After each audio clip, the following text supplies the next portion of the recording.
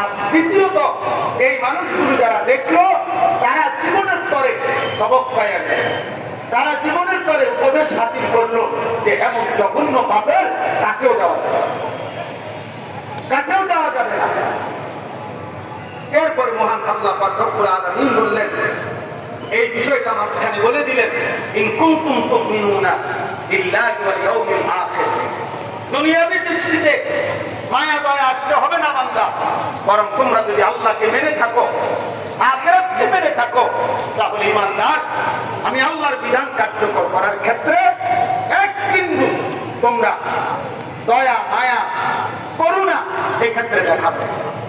এখন দেখেন কি দাঁড়াইলো কথা, দাঁড়াইলো এই কথাটা, জিনা এবং ব্যভিচার, নারী পুরুষের অবাধ মেলামেশা, ছেলে মেয়ের হারাম সম্পর্ক, এটা এতটাই জঘন্য মহান আল্লাহ পাক রব্বুল আলামিন ইসলামী শরীয়তে আল্লাহর বিধানের মধ্যে আমিরুল মুমিনিন মুসলিম রাষ্ট্রের খেলাফতের দায়িত্বে সবচেয়ে কঠোর যে শাস্তিটা নির্ধারণ করেছেন সেটা হলো এটা।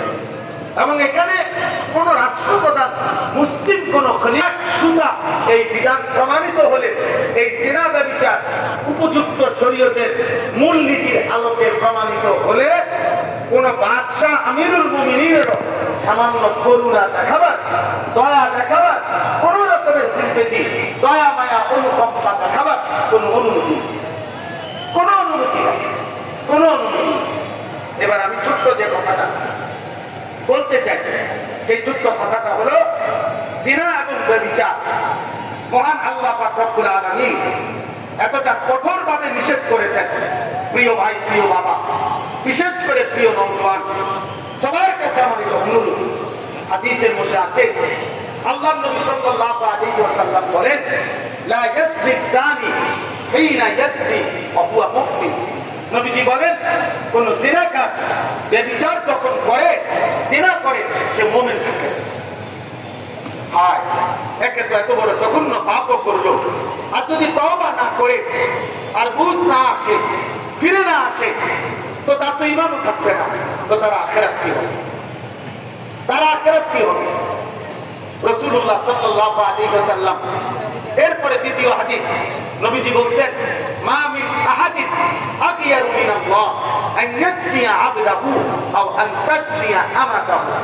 নবীজি বলেন, মহান আল্লাহ পাক রব্বুল আলামিন জমিনের কোন পাপে সবচেয়ে বেশি গুসা হয়, আল্লাহর গায়রতের মধ্যে লাগে, আল্লাহ তাআলা আত্মসম্মানে আঘাত করে, সেটা হলো আল্লাহর কোন বান্দা অথবা আল্লাহর কোন বাদী যদি জিনা করে, কোন পুরুষ যদি জিনা করে, কোন মহিলা যদি জিনা করে, কোন ছেলে মেয়ে যদি ব্যভিচার করে, খোদার কসম নবী বলছে, আল্লাহ তাআলার গায়রত, আল্লাহ তাআলার আত্মসম্মানে আল্লাহ তাআলা সবচেয়ে বেশি গুসা হয়। আল্লাহ সবচেয়ে বেশি গুসা হয়। হাদিসের মধ্যে আছে, রাসূলুল্লাহ সাল্লাল্লাহু আলাইহি ওয়াসাল্লামের জামানায় একজন ঈমানদার মুসলিম পুরুষ যখন নবীজির কাছে আইসা সামনাসামনি বলছে, আমি জিনা করেছি, ইন্নী কাদ জানাইতু, ইয়া রাসূলুল্লাহ, আমি জিনা করেছি। আল্লাহ নবী সাল্লাল্লাহু আলাইহি ওয়াসাল্লাম তিনবার পর্যন্ত ওনার কথাটা পাত্তা দেয় নাই। আরে বলে কি, উনি যখন তিনবারের পরে আবারও বলছে, নবীজি অবাক হয়ে বলতেছেন, আবিকা জুনুন, আরে তুমি কি পাগল নাকি? তোমার মধ্যে কি পাগলামি আছে নাকি? তোমার মাথায় সমস্যা নাকি? মুমিন মুসলমান কিভাবে জেনা করে? মুসলমান এটা বলে কেন? মুসলমানের দ্বারা এটা হয় কিভাবে? তাহলে বুঝা গেল রাসূলুল্লাহ সাল্লাল্লাহু আলাইহি ওয়াসাল্লাম অবাক হয়ে গেলেন, আশ্চর্য হয়ে গেলেন যে একজন মুমিন কিভাবে জেনা করে। অতঃপর চারবারের স্বীকৃতিতে যখন সেটা চূড়ান্ত প্রমাণিত হয়েছে আর তিনি বিবাহিত ছিলেন, তো আল্লাহ নবী সাল্লাল্লাহু আলাইহি ওয়াসাল্লাম তাকে এই রজম পাথর মেরে হত্যার নির্দেশ দিয়েছেন। সাহাবায়ে কেরাম সেই আদেশ কার্যকর করেছেন। নবীজি সাল্লাল্লাহু আলাইহি ওয়াসাল্লামের জামানায় একাধিকবার পাথর মেরে জিনাকারের শাস্তি কার্যকর হয়েছে। হযরত আবু বকর সিদ্দিকের জামানায় কার্যকর হয়েছে, হযরত ওমরের জামানায় কার্যকর হয়েছে। অতএব ইসলামের এটা একটা মুতাওয়াতির অকাট্য বিধান। এখানে কোন রকমের দয়া মায়া দেখাবার কোন সুযোগ নেই। বাকি শর্ত আছে, জিনা প্রমাণিত হওয়ার শর্ত আছে, জিনার শাস্তি কার্যকর করবে কে এটা শর্ত আছে। জানতেন যাকে তাকে বলা হয় না। আমি সময়ের কারণে খুব একটা বলতেছি না, কিন্তু নিয়ম যথাযথ শরীয়তের বিধিবিধান বিস্তারিত এর মধ্যে আরো আছে। আপনি পুরা বিধান শুনে এর সকল দিক বিশ্লেষণ করে একজন ইনসাফকার ন্যায়পরায়ণ বিবেকবান মানুষ বলবে যে আল্লাহর বিধানটাই সহি, আল্লাহর বিধানটাই যৌক্তিক, আল্লাহর বিধানটাই ইনসাফপূর্ণ। কোরআন কারীমের মধ্যে আছে, কোরআন কারীমের মধ্যে কথা স্পষ্ট আছে, ওয়ালা তুসিল কিসাসি হায়াতুন লা উলিল আলবাব। অন্যায়ভাবে যদি কেউ কাউকে হত্যা করে তাহলে তার শাস্তি স্বরূপ ওই হত্যাকারীকেও হত্যা করা হবে। ইসলামী শরীয়তের বিধান এটা। এখন এটা এই হত্যা করলে তাকে, এটাকে বলে কিসাস। আল্লাহ বলছে তোমাদের দৃষ্টিতে যদিও মনে হচ্ছে আরেকটা লোককে আবার হত্যা করা হইল, হত্যার বিনিময়ে হত্যা, আল্লাহ বলে না, এখানে যদিও মনে হয়েছে একজন হত্যাকারীকে হত্যা করা হয়েছে, আল্লাহ বলে না, এই হত্যার মধ্যে হাজারো প্রাণ, হাজারো জীবন লুকিয়ে আছে। অর্থাৎ এই হত্যার মধ্যে আগামী দিনে এই হত্যাকারীর এই নির্মম শাস্তি দেখে অসংখ্য অগণিত কোটি মানুষ আর কাউকে করে অন্যায় আঘাত করতে সাহস করবে না, সাহস করবে না। এই জন্য জিনা এবং ব্যভিচারের শাস্তিটা মহান আল্লাহ পাক এতটা কঠোর করে দিয়েছেন। তাফসীরে হিদায়াতুল কোরআনে লিখছে যে জিনা এবং ব্যভিচার যেহেতু গোপনে করা হয়, স্বাভাবিকভাবে লোক সমাজে মানুষের প্রকাশ্য জনমুখে এটা যেহেতু হয় না, অতএব এটা যখন প্রমাণিত হবে চূড়ান্ত, তখন এর শাস্তি যদি কঠিন করে না করা হয় তাহলে সমাজ নিরাপদ থাকবে না, বরং প্রত্যেকেই অন্ধকারে আড়ালে একাকিত্বে এমন পাপ বুঝতে থাকবে। আজকে তিনি ওই কিতাবের মধ্যে ধারাবাহিক প্রমাণ করে দেখাইছেন। তিনি বলছেন যেখানে জিনার শাস্তি আরব বিশ্বের যেখানে কার্যকর কিছুটা আছে, সেখানে অপরাধের প্রবণতা কি পরিমাণ।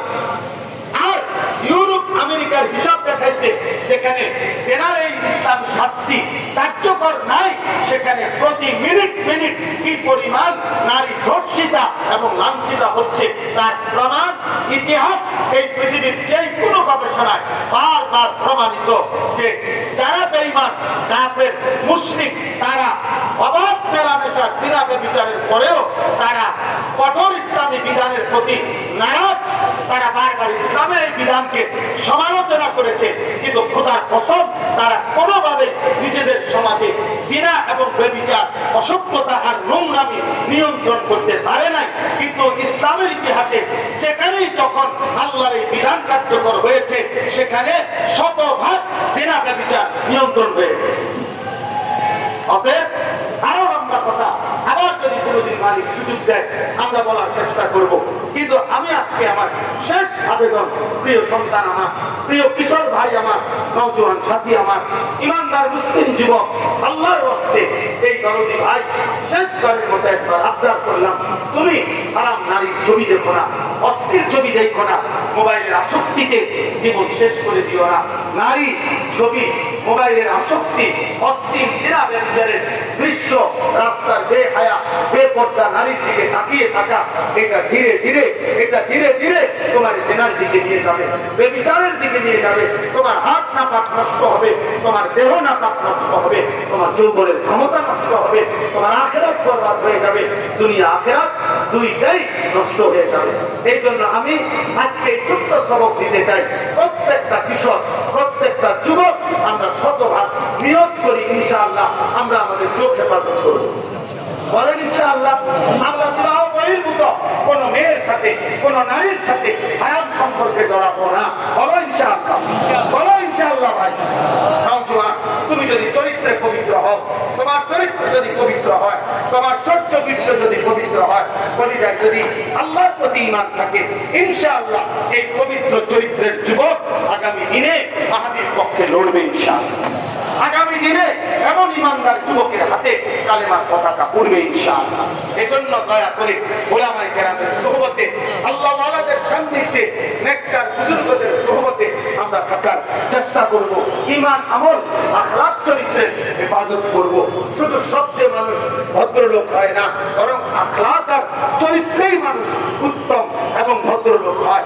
নবীজি বলছেন, আকমালুল মুমিনিনা ঈমানান আহসানুহুম খুলুকান, সর্বাধিক পরিপূর্ণ মুমিন সে যার আখলাক যতটা সুন্দর। এই জন্য উত্তম আখলাকের জন্য ওলামায়ে কেরামের সান্নিধ্য, ওলামায়ে কেরামের লিখিত কিতাবাদি, দ্বীনি বইপত্র, দ্বীনি পুস্তকাদি, এগুলো একটা কার্যকর মাধ্যম। আমি অনুরোধ করব, এখানে অনেক ইসলামী বই আলহামদুলিল্লাহ বিক্রি হচ্ছে। সবাই চেষ্টা করবেন ইসলামী গুরুত্বপূর্ণ নির্ভরযোগ্য ওলামায়ে কেরামের কিতাবাদি কিনবার জন্য। আলহামদুলিল্লাহ এবারই আমার শায়েখ আরিফ বিল্লাহ হাকিমুন নফস আল্লামা মুফতি মুশতাকুন নবী কাসেমী হযরত দামাত বারাকাতুহুমের বয়ানের অনেকগুলো কিতাব আছে, যেগুলো দরদ মাখা, কলিজা মাখা কিতাব এখানে আছে, বিক্রি হচ্ছে। এবার আমার শায়েখের পছন্দের, ভালোবাসার, মহব্বতের একটা কিতাব আল ওয়াবিলুস সাইয়্যিদ, যেখানে রাসূলুল্লাহ সাল্লাল্লাহু আলাইহি ওয়াসাল্লামের জিন্দেগীর সমস্ত জিকির, তাসবিহ, ওয়াজিফা এগুলো কি পড়তেন এবং জিকিরের কি ফায়দা, গুরুত্ব, ওই কিতাবটাও এখানে বিক্রয় হইতেছে। এরকম সুন্দর সুন্দর অনেক কিতাব শায়েখের যে কিতাবগুলো বিক্রি হয় ওই স্টলেও আছে, আশেপাশের স্টলেও আছে। আপনারা প্রত্যেকেই একটা, দুইটা, চারটা, পাঁচটা কিতাবও ক্রয় করবেন, ওলামায়ে কেরামের সান্নিধ্যে থাকবেন। আজকে এই তাফসীরুল কোরআন মাহফিলে বাকি বয়ানগুলো শুনবেন, বলেন ইনশাআল্লাহ। আমার শায়েখ বয়ান করবেন, আরো হযরত ওলামায়ে কেরাম বয়ান করবেন।